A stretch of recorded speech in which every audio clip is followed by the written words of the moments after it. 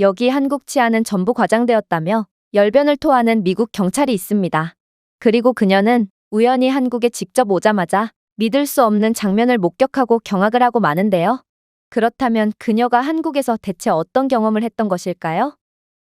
안녕하세요. 저는 미국에서 경찰로 재직 중인 브렌다라고 합니다. 저는 평생을 살아온 제 보금자리인 시카고를 사랑하고 또 시카고를 너무 사랑하는 마음에 시카고 시민들의 안전을 지키는 경찰관이 되기도 했죠. 하지만 시카고에서 사는 것과 시카고의 최전선에서 시민들의 안전을 지키는 역할을 하는 것은 완전히 다르더군요. 시카고는 범죄율이 꽤나 높은 도시고 경찰 일은 제가 상상했던 것 이상으로 힘들었거든요. 동료들은 하루가 멀다 하고 약쟁이들과 범법자의 공격에 쓰러져 갔고 저 또한 하루에도 몇 번씩 그러한 위협에 노출되곤 했죠. 저는 표창장까지 여러 차례 받았을 정도로 사명감이 높은 경찰이었지만 계속되는 극악무도한 범죄와 주변 사람들의 사고 소식은 저를 점점 지치게 했고 최근에는 새로운 신입이 근무를 나서다가 약쟁이의 총에 맞고 세상을 떠난 이후 저는 완전히 방전돼 버렸습니다. 미국은 도저히 답이 없는 국가라는 생각까지 들었고 저는 대체 무엇을 위해 일하는지도 까먹어 버렸죠. 제가 열심히 일한다고 해도 미국 내의 범죄율은 오히려 증가하고 있으니 제 희생은 무의미한 거라고 생각됐거든요. 그래서 저는 한 달간의 휴가를 내게 되었습니다. 이대로 더 있다간 정말 미쳐버릴 것 같았거든요. 그리고 이런 제 소식에 몇 년 전 일 때문에 한국으로 떠났다가 이젠 아예 한국에 정착해버린 동생 캐시가 한국에서 휴식을 좀 취하라는 말을 해오더군요. 제가 한국이라는 나라를 가게 될 줄은 정말 상상도 못했습니다. 캐시가 처음 한국에서 정착하겠다는 말을 꺼냈을 때도 저는 어떻게 세계 최고의 나라인 미국을 버릴 수가 있냐며 캐시의 결정을 비웃었거든요. 하지만 캐시의 말대로라면 한국은 세계에서 가장 안전한 나라로 미국에서 흔하게 보이는 극악무도한 범죄들은 절대로 경험할 수 없는 곳이기에 저는 미국에서 다친 마음을 치유하기 위해 한국행 비행기에 오르게 됩니다. 한국의 첫인상은 생각과는 완전히 달랐습니다. 일단 오랜만에 보는 여동생 캐시는 저를 공항까지 마중 나오면서 무척이나 반갑게 맞이해줬지만 솔직히 저는 그녀에 대한 반가움보다 한국에 대한 놀라움이 더 컸어요. 왜냐하면 캐시의 차량을 탑승하며 이동하는 내내 한국은 정말 생각지도 못한 완벽한 도로 상태를 보여줬거든요. 미국의 도로는 관리가 전혀 안 되고 있어서 군데군데 파인 부분이나 완전히 파손되어 위험하게 남아있는 부분들이 상당히 많은데요. 그러나 한국에서는 모든 도로가 지금 막 포장된 것처럼 완벽한 상태를 자랑하고 있었을 뿐더러 가드레일과 구조물이 설치되어 확실하게 보행자를 보호하고 있었습니다. 심지어 한국은 보행자가 다니는 보도까지 확실하게 구분지어 놓고 있었는데요. 미국에서는 열악한 도로 상태 때문에 여기가 차량 전용 도로인지 보도인지 구분이 안 될 뿐더러 가드레일 같은 안전 인프라는 절대로 기대할 수 없습니다. 그래서 넋놓고 걷다 보면 어느 순간 차도를 걷게 되고 이로 인해 발생하는 황당한 사고가 끊이질 않고 있는 게 현실이죠. 하지만 한국은 시작부터 미국과는 완전히 다른 모습을 보여주고 있었고 그렇게 저는 기대에 찬 채 동생의 집에 짐을 풀고 한국의 이곳저곳을 혼자 여행 다니며 새로운 나라에 대한 탐색을 하는 시간을 가지게 됩니다. 그런데 저는 곧 한국의 첫인상과 실제 모습은 다르다는 것을 느끼게 됩니다. 미국과는 다른 완벽하게 우수한 모습을 보여주는 것처럼 보였던 한국이었지만 저는 이곳에서 완전히 긴장을 풀기도 전에 실망스러운 경험을 하게 되거든요. 바로 첫날의 여정을 마친 뒤 지하철에 탑승해서 캐시의 집으로 돌아가려고 할 때 웬 한국인 취객이 지하철에서 난동을 부리고 있는 거 아니겠어요? 그는 고성방가를 하며 모든 사람들의 이목을 집중시켰고 저는 갑자기 미국에서의 트라우마가 떠올라 정신이 혼미해지고 말았습니다. 사실 미국에도 약이나 술에 취해 난동을 부리는 사람들은 거리 곳곳에서 찾아볼 수 있는데요.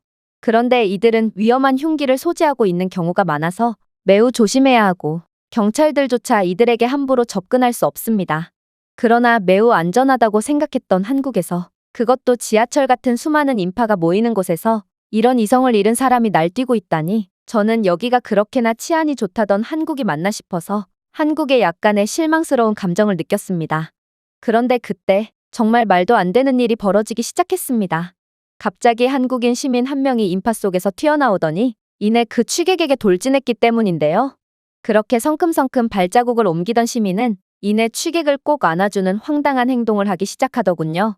저는 미국 경찰로서 한국의 현장에서 물리력을 행사할 수는 없었지만 그의 자살행위나 다름없는 행동에 경악을 하며 접근하지 못하게 막으려고 했는데요.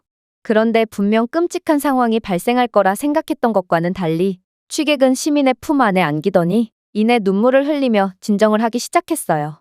아무래도 그에겐 사람을 해야겠다는 악이나 흉기도 전혀 없던 모양이었고 그저 삶이 너무 힘든데 해소할 곳이 없었던 사람인 것 같았습니다. 그리고 이러한 훈훈한 장면에 한국인들은 전부 아낌없는 박수를 보내주며 두 사람을 격려해주더라고요. 저는 어떤 위험한 사람일지 모름에도 따뜻한 손길부터 건네는 한국인들의 마음씨에 큰 감동을 받았습니다. 개인주의 문화가 팽배해 있는 미국에서는 절대로 남에게 대가 없이 마음씨를 보내는 경우를 찾아볼 수 없지만 한국은 그러한 미국의 차가운 문화와는 완전히 다른 문화를 가지고 있는 듯 보였거든요. 또한 한국에는 강력범죄가 얼마나 없으면 흉기를 소지하고 있을지도 모르는 사람에게 겁없이 다가갈 수 있는 건가 싶어 저는 동생이 말한 한국의 높은 치안 수준을 다시 한번 실감한 뒤 넋이 나갈 뿐이었습니다. 그런데 놀라운 점은 이뿐만이 아니었어요. 분명 취객이 난동을 부린 지 5분도 안 된 것 같았는데 순식간에 경찰들이 들이닥치기 시작했거든요. 미국에서는 아무리 빨라도 경찰이 현장에 도착하기까지는 30분 이상은 걸리는 게 당연하게 여겨집니다. 다른 처리해야 할 일도 많고 이번 출동이 적합한가에 대한 판단을 내려야 하거든요. 미국 경찰이 게으르다며 비난할 수도 있겠지만 미국에서는 경범죄가 워낙 많아서 어쩔 수가 없죠.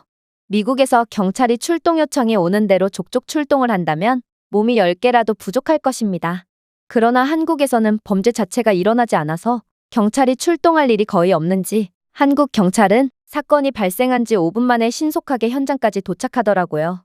뭐 알고 보니 한국의 공공장소 곳곳에는 스마트 폴리스 키오스크가 설치되어 있고 따라서 한국인들은 대화형 스크린을 가진 키오스크에서 간편하게 경찰과 의사소통을 할 수 있고 경찰관과의 영상통화도 가능하다고 하더군요. 이러한 완벽한 접근성을 가진 한국만의 선진적인 인프라 덕분에 빠르게 경찰관이 출동할 수 있던 거였습니다. 저는 이러한 한국 경찰들의 신속한 출동 모습을 통해 저 또한 같은 경찰로서 이 나라는 제가 상상했던 것 이상으로 안전한 나라라는 것을 단번에 알아차릴 수 있었습니다. 그렇게 저는 캐시의 집으로 무사히 돌아왔고 캐시에게 호들갑을 떨며 오늘 있었던 이야기를 해주었어요. 하지만 캐시는 별 대수롭지 않은 일로 왜 이렇게 호들갑을 떠냐며 한국에서는 너무나도 당연한 일이니 한밤중에 층간소음을 일으키지 말고 진정하라는 말만을 건넬 뿐이더라고요.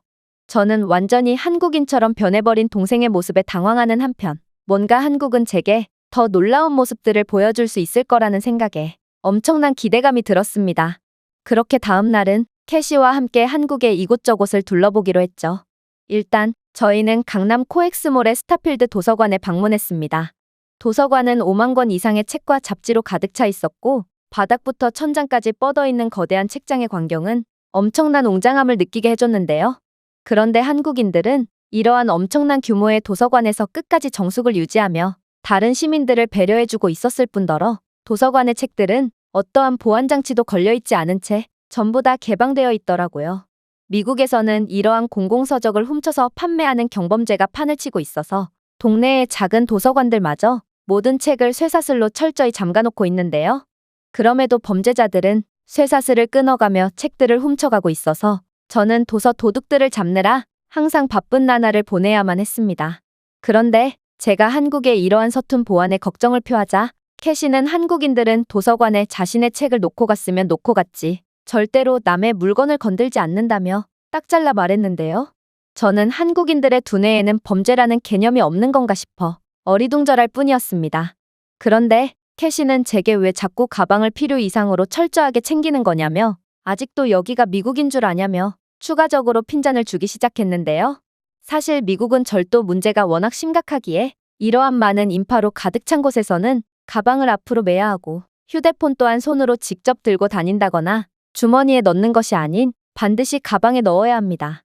그런데 캐시는 한국에서는 절도라는 개념 자체가 없다며 쪽팔리게 그러고 다니지 좀 말라는 말을 건네는 거 아니겠어요? 저는 아무리 한국이라도 그럴 수는 없다고 생각하는 한편 뭔가 한국에서는 불가능한 일도 일어날 수 있을 것 같다는 생각이 스멀스멀 올라와서 갈팡질팡했습니다. 그리고 결국 저는 한국을 믿고 가방도 대충 메고 휴대폰도 손에 대충 쥐고 다니는 미친 짓을 감행해봤죠. 역시나 몇 분 동안이나 허술하게 다녔음에도 한국인들은 절대로 제 물건을 훔치지 않았고 저는 그렇게 한국에서 완전히 긴장이 풀어져 버렸습니다. 저는 가방의 지퍼가 열린지도 모른 채 신나는 한국 여행을 이어나갔고 중간중간 가방 안을 확인해도 역시나 한국인들은 이런 허술한 가방조차 털어가지 않더라고요. 저는 한국에서 미국에서는 느껴보지 못한 진정한 안정감을 느낄 수 있었고 이런 게 바로 사람 사는 곳이구나 싶어 다친 마음이 많이 치유됐습니다. 하지만 이러한 평온함도 잠시 저는 집으로 향하는 차 안에서 충격적인 사실 하나를 깨닫게 되었습니다. 바로 제 휴대폰이 보이지 않았거든요. 그동안 느껴보지 못한 엄청난 만족감을 느끼게 해준 한국이었기에 이러한 뜻밖의 사건은 제게 더욱 큰 실망감으로 돌아왔습니다. 한국인들은 배낭한 물건 같은 값싼 물건은 훔쳐가지 않지만 휴대폰 같은 비싼 물건은 어김없이 훔쳐가고 있던 거였거든요. 그러나 캐시는 한국이 그럴 리가 없다며 이건 제 부주의로 분실한 게 분명하다는 철딱서니 없는 말을 해오는 거 아니겠어요? 아무래도 그녀는 한국에서 살면서 뭔가에 단단히 홀린 게 분명했고 저는 그런 동생에게 정신 차리라는 말을 하며 전 세계에서 오직 한국만이 범죄가 없는 지상낙원이라는 건 역시나 말이 안 됐다는 따끔한 일침을 날렸습니다. 휴대폰을 그렇게나 허술하게 들고 다녔음에도 몇 시간 동안 버틴 것을 보면 한국은 몹시 안정적인 치안을 갖고 있는 것 같긴 했지만 그래도 이상한 사람이 아예 없는 것 아니었거든요. 문제는 저는 경찰이라서 그런지 휴가 상황이었음에도 연락망을 유지하고 있어야 할 것 같은 직업병을 느껴야 했다는 것입니다. 제 주변 사람들이 언제 제 도움을 필요로 할지 몰랐거든요. 그래서 일단 분실물 센터에 가보자는 동생의 말을 무시한 채 가장 빠르게 휴대폰을 구할 수 있는 경로를 알아봤습니다.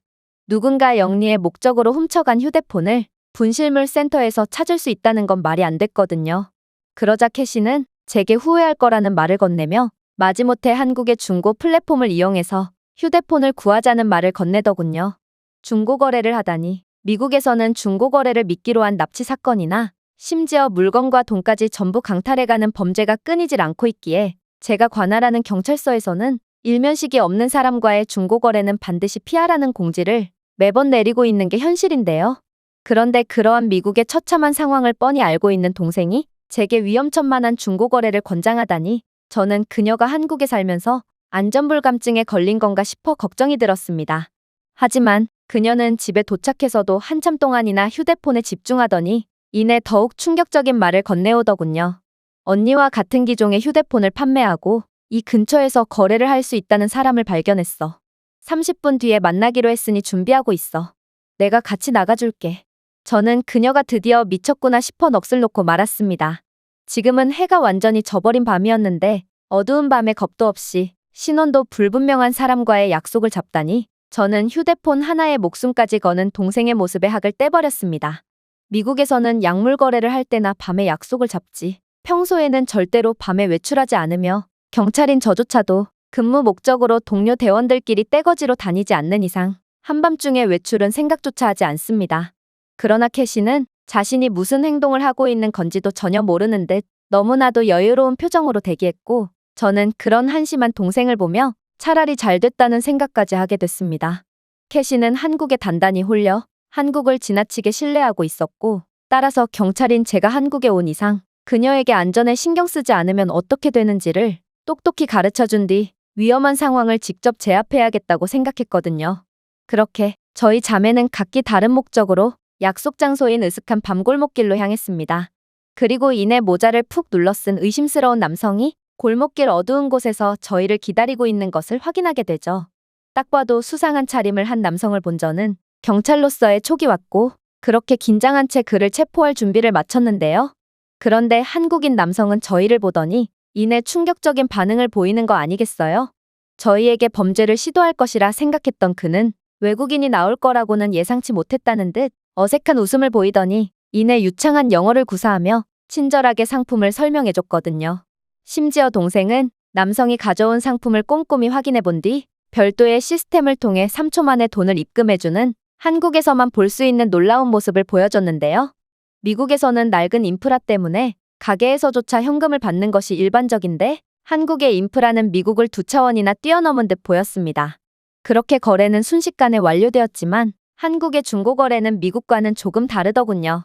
남성은 자신이 좋아하는 간식을 몇 개 가져왔다며 저희에게 과자 몇 개를 건네줬거든요. 그렇게 저희는 거래가 끝나고도 한참 동안이나 수다를 떨었고, 남성은 휴대폰에 문제가 있으면 언제든 연락하라는 말을 끝으로 어둠 속으로 사라져버렸습니다.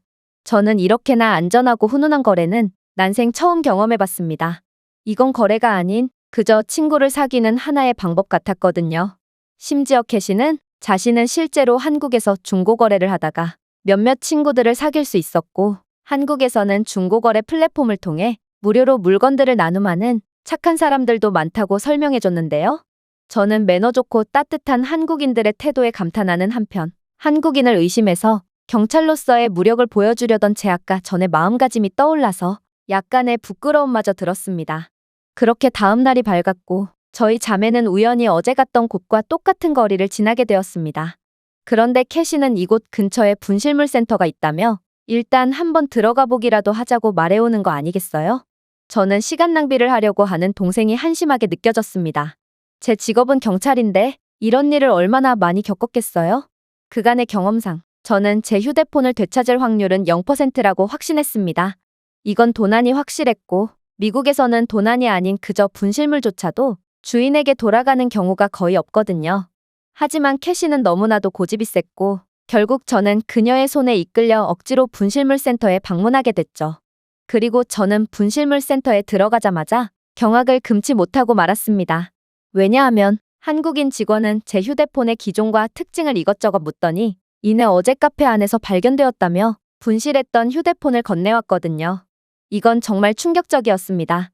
휴대폰은 뜬금없이 카페 안에서 발견된 걸 보니 한국에서 완전히 긴장이 풀린 저는 카페 테이블에 휴대폰을 놓고 그냥 나온 것 같았는데요.